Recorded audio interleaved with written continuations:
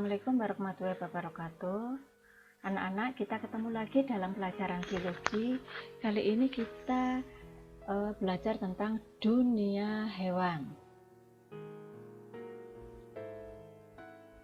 Ciri-ciri hewan yaitu hewan itu merupakan makhluk hidup eukariotik dan multiseluler.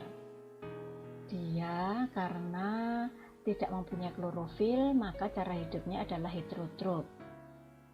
Jadi dia mendapatkan energi dari makhluk hidup yang lain, kemudian umumnya bereproduksi secara seksual. Namun ada juga yang non seksual, yaitu secara vegetatif.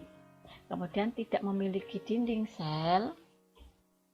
Dalam hidupnya beberapa fase bersifat motil, memiliki kemampuan merespon stimulus dari lingkungan secara cepat karena hewan itu memiliki sel saraf. Nah, berdasarkan atas karakteristik morfologi, anatomi, reproduksi, fisiologi, dan biokimia, kingdom hewan dikelompokkan menjadi beberapa filum. Dunia hewan dapat dikelompokkan berdasarkan tingkat organisasi, yaitu tinggi dan rendahnya. Kemudian lapisan embrional, ada yang berlapis 2 atau diploplastik, ada yang berlapis 3 atau triploplastik.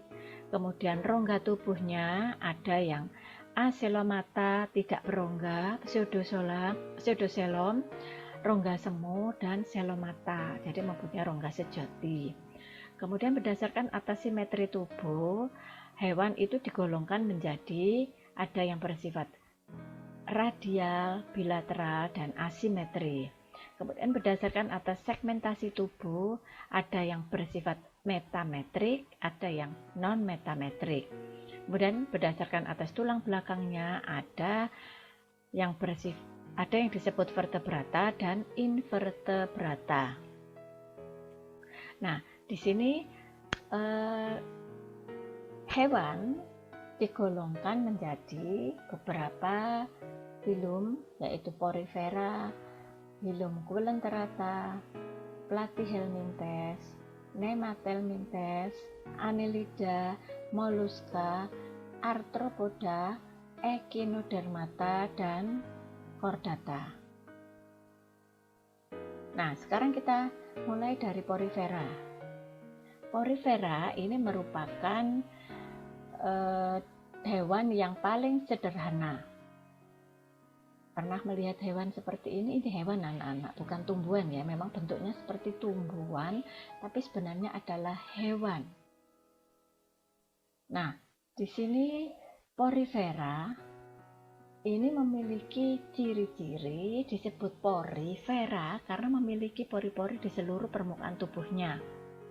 Kemudian dia termasuk diploplastik karena terdiri dari 2 lapis.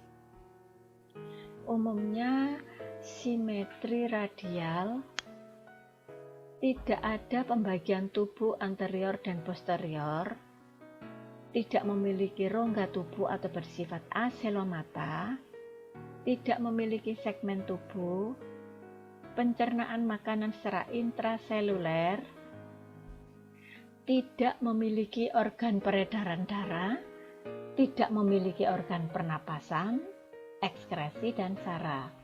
Reproduksi secara aseksual dan secara seksual. Secara aseksualnya dengan tunas. Nah, di sini berdasarkan atas sistem saluran airnya, Porifera dibedakan menjadi 3, yaitu tipe askon, sikon, dan leukon. Askon ini memiliki satu saluran air, jadi langsung masuk dari pori, kemudian ke spongosul atau tengah, kemudian keluar ya melalui osculum. Jadi langsung begitu ya, masuk dalam tubuh kemudian keluar. Kalau sikon ini memiliki 2 saluran air, yaitu saluran inkuren dan saluran radial. Jadi dia lebih kompleks dibandingkan dengan yang askon. Kemudian yang ketiga yaitu tipe leukon atau rakon ini memiliki saluran air yang paling kompleks. Kemudian berdasarkan atas jenis spikulanya, spikula itu istilahnya adalah tulang anak-anak, jadi tulang porifera ya, seperti duri gitu ya. Nah, itu berfungsi sebagai kerangka tubuh. Nah, di sini berdasarkan atas bahan penyusun spikula ya, itu ada 3, yaitu kelas Calcarea, kelas Hexactinellida, dan kelas Demospongia. Kalau Calcarea ini bahan spikulanya terbuat dari zat kapur.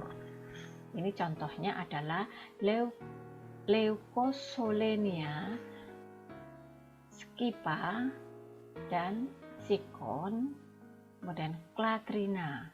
Sedangkan yang kelas Hexactinellida ini spikulanya terbuat dari zat kersik. Contohnya adalah Aspergillum, Hyalonema, dan Euplectella. Kemudian kelas Demospongia ini bahannya dari serat-serat spongin yang lebih lentur. Contohnya adalah Spongilla, Coreauilia, dan Merlia. Nah, di sini peranan dari porifera yaitu sebagai bahan baku perlengkapan mandi karena mengandung spongion yang bersifat halus.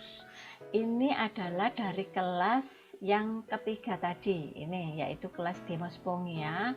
Ini rangkanya kalau sudah mati itu bisa digunakan sebagai spon mandi. Nah, sekarang yang kedua, filum yang kedua yaitu Coelenterata. Kamu pernah melihat ubur-ubur?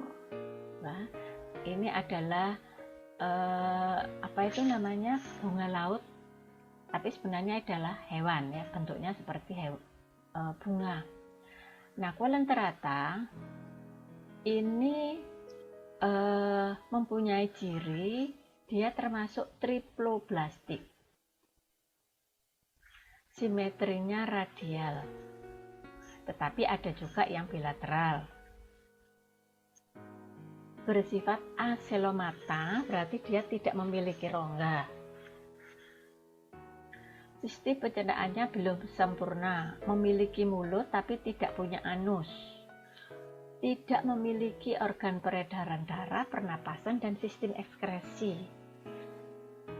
Sistem sarafnya difus, yaitu berupa jala, reproduksi secara seksual dan aseksual. Secara seksualnya dengan tunas, penyokong tubuhnya berupa kerangka hidrostatik.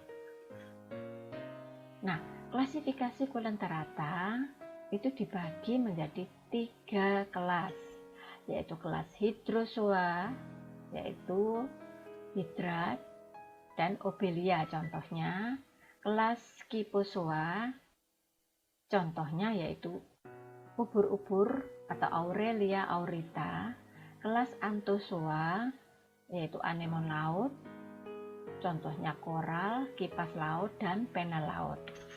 Perlu kalian ketahui bahwa Coelenterata itu ada 2 bentuk. Jadi bentuk medusa, yaitu medusa itu yang bentuknya ubur-ubur, itu bisa bergerak bebas, dan bentuk polip. Kalau yang bentuk polip ini yaitu hydrozoa atau hydra ini, dan anthozoa. Kalau Scyphozoa ini bentuknya medusa.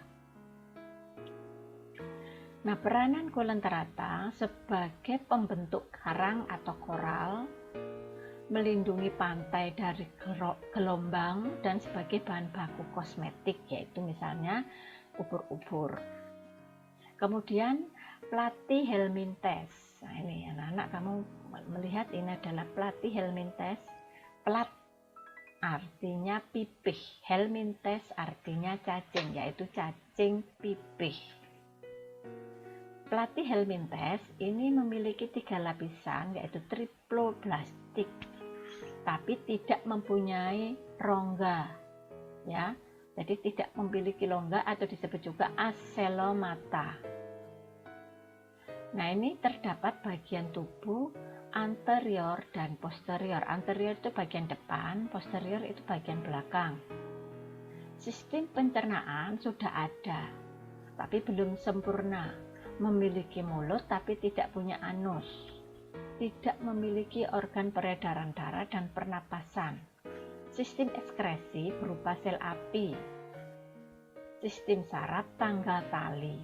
Reproduksi seksual bersifat hermafrodit dan aseksual dengan pembelahan tubuh. Kemudian tidak memiliki penyokong tubuh. Klasifikasi Platyhelminthes.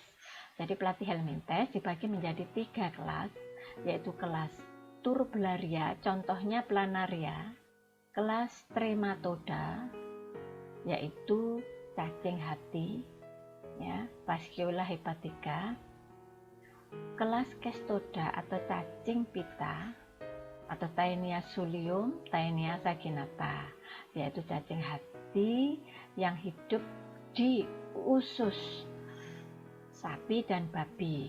Nah, peranan Platyhelminthes yaitu sebagai parasit, yaitu cacing pita. Sebagai bahan penelitian yaitu Planaria. Planaria ini adalah jenis cacing hati yang tidak parasit. Sedangkan yang Trematoda dan Cestoda ini parasit. Kemudian Nemathelminthes atau cacing gelang, ya, disebut cacing gelang karena bentuknya memang seperti gelang, membulat seperti ini. Nah, dia termasuk triploblastik, simetri tubuh bilateral, terdiri dari bagian depan atau anterior dan posterior, rongganya semu atau pseudocelom, tidak bersegmen, sistem pencernaannya telah sempurna, jadi dia telah memiliki anus, tidak memiliki sistem peredaran darah dan pernapasan, sistem ekskresi yaitu berupa sel kelenjar ekskresi, sistem saraf berupa cincin yang mengelilingi esofagus, reproduksi secara seksual bersifat hermafrodit, penyokong tubuhnya berupa kerangka hidrostatik.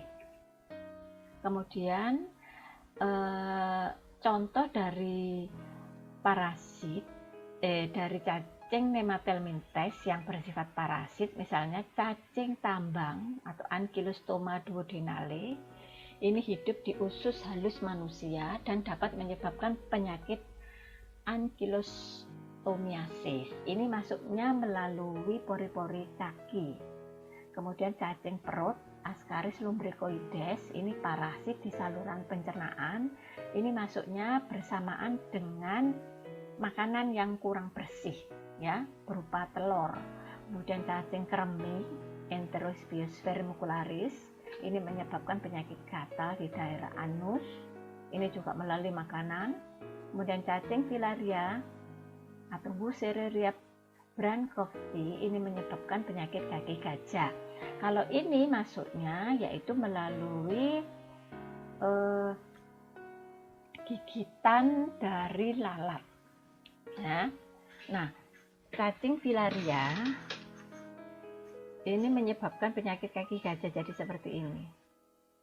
Mengapa kok membengkak? Karena pembuluh getah beningnya itu penuh dengan cacing ini, nah, sehingga menyebabkan cairan tidak bisa berjalan lancar, sehingga menyebabkan bengkak, sehingga disebut penyakit kaki gajah.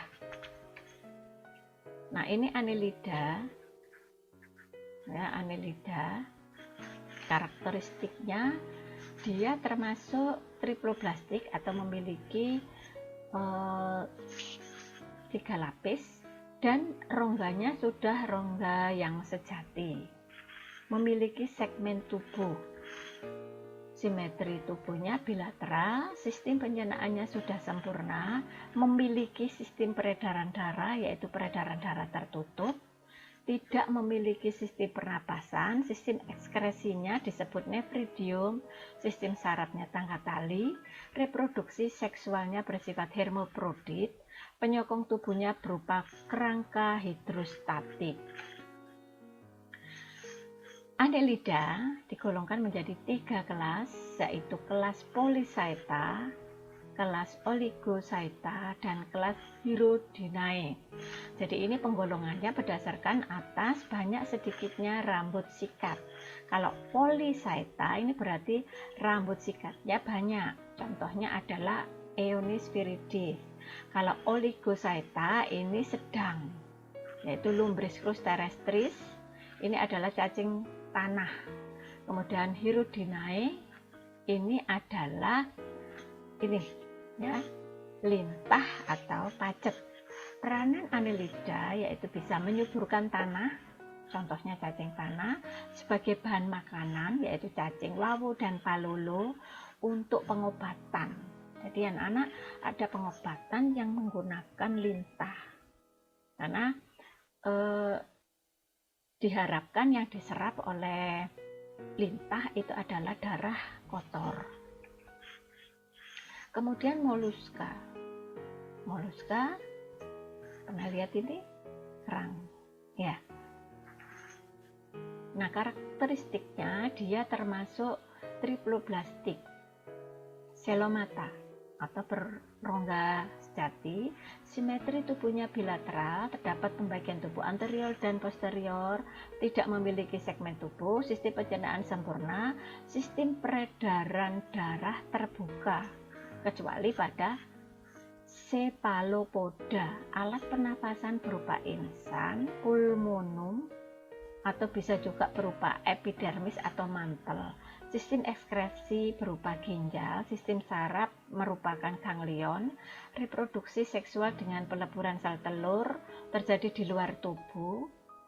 Ada juga yang bersifat hermafrodit. Penyokong tubuhnya berupa kerangka hidrostatik. Klasifikasi moluska dibagi menjadi 4, yaitu Amphineura, contohnya adalah Chiton.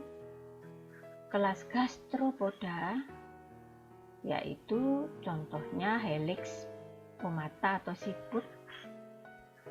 Cephalopoda, contohnya adalah Octopus, ini. Kelas Pelecypoda, contohnya adalah Anodontia grandis, ini.